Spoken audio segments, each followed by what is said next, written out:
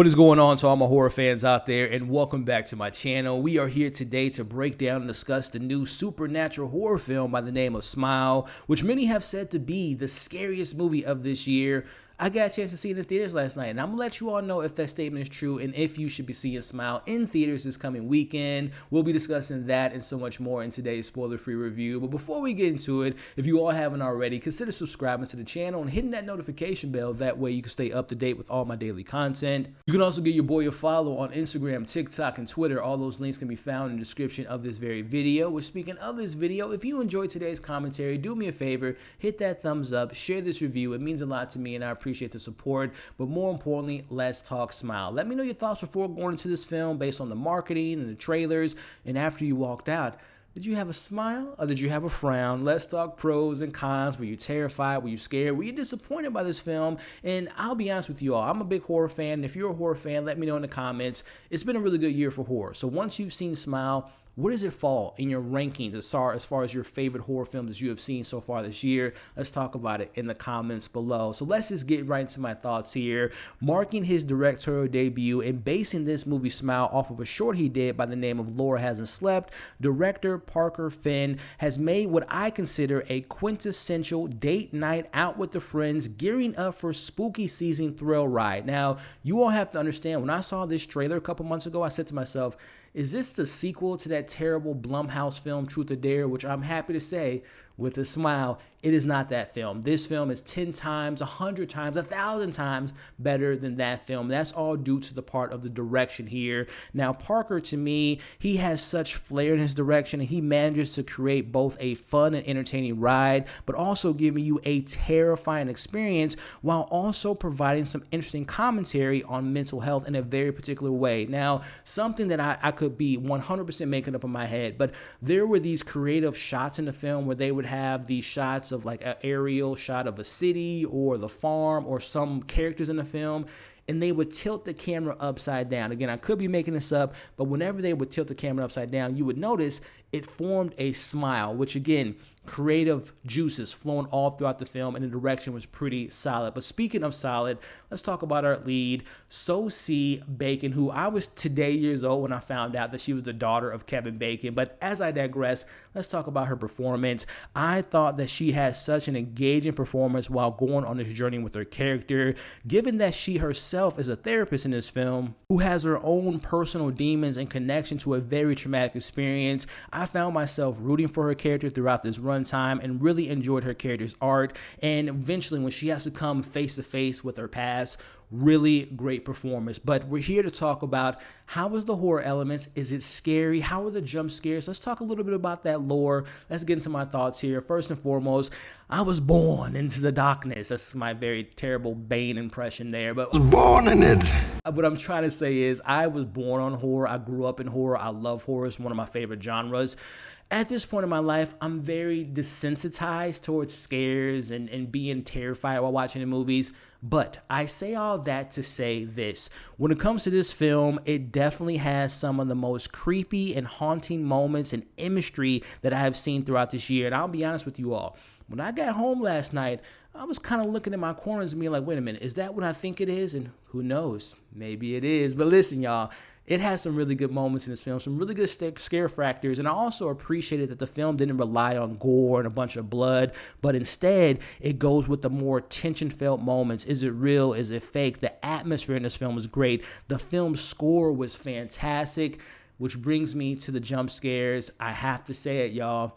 It was pretty effective. Now, in today's modern society of horror films, they use a lot of the jump scares to kind of relieve the tension, to bring a couple laughs throughout the theater. I'm happy to report in my kind of meter of horror jump scares, 80% of the jump scares in this film stuck the landing. It was very effective. It had a punch to it, and it freaked the hell out of me at some points. And when it comes to actually diving a little bit deeper into the supernatural entity in this film, I found some of the lore to be interesting, which we'll discuss some of the lore a little bit later. But as far as a particular moment in this movie, without giving too much away, the entity takes up a particular form. And when you all see this form, It's terrifying. It is absolutely terrifying. And one more thing I want to mention before I get into my criticisms here, which made this a standout film to me, especially comparing to other supernatural entities or stereotypical horror films in today's society. It actually attempts to have something to say about how mental health is being handled in today's society and how it uses the literal idea of smiling through your pain and trauma and getting through in the metaphor that it uses with the smile. To me was very effective, and it landed for the most part, which brings me into my criticism with this movie. I'll be honest with you all, I found the supporting cast, and I'm talking about my man Jessie T, Usher, who we all know from Boys is A-Train. He plays the husband in this film. I found Dr. Morgan, who is her boss in this film, and even her sister Holly.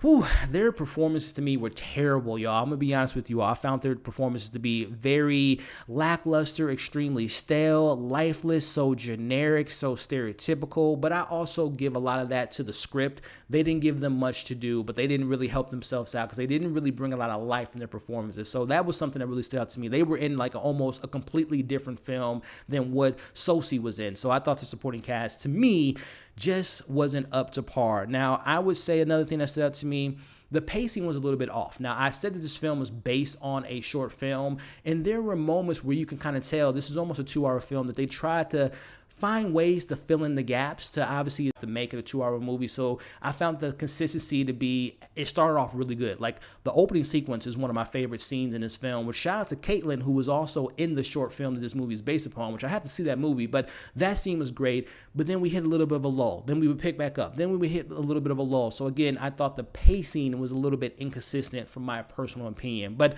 one of the things I also mentioned earlier, the lore was so interesting. I wanted more of it. I want them to dive a little bit deeper into the mythology, especially without giving too much away. There's this final destination element to the film where there's a character that we meet in the movie that has found a way to find some loopholes within the lore, which I really found to be interesting, but they really didn't expand on it, which brings me to that character also.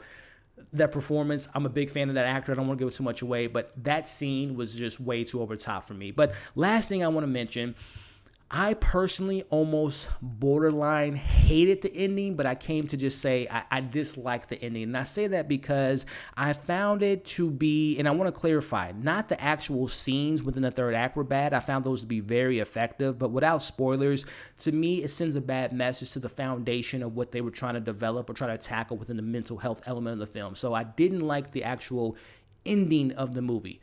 Before I give you all my score and my overall thoughts, and let you know if it's worth checking out, if you're still here at this review, I appreciate the support again, just to make sure to like, share, comment, subscribe. With all that being said, overall, Smile manages to give us a mixture of the seriousness of films such as It Follows meets The Ring, while giving us the thrilling, creepy moments of a film such as the Final Destination franchise, while also providing its own originality. The direction was strong. We have a really good performance from our lead. There's some really effective jump scares and scares throughout this runtime. And even though I had my issues with the supporting cast and wanted more on the lore and not really liking the ending, I'm pretty positive on this film. I'm going to give Smile a 3.5 out of 5, and I recommend you all give this a watch. And when you do, let's talk about it in the comments. Let me know your pros, your cons, some of your favorite moments, what didn't work for you all. And again, share your rankings of where Smile ranks for you as far as your other horror films that you have seen so far this year.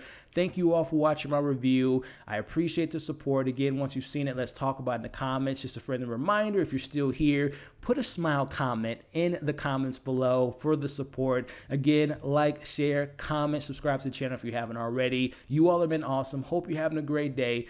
Hit that button that's in front of my face. Check out my other reviews that I've seen so far this year. Check out my most recent breakdown, and we'll catch you all in the next video.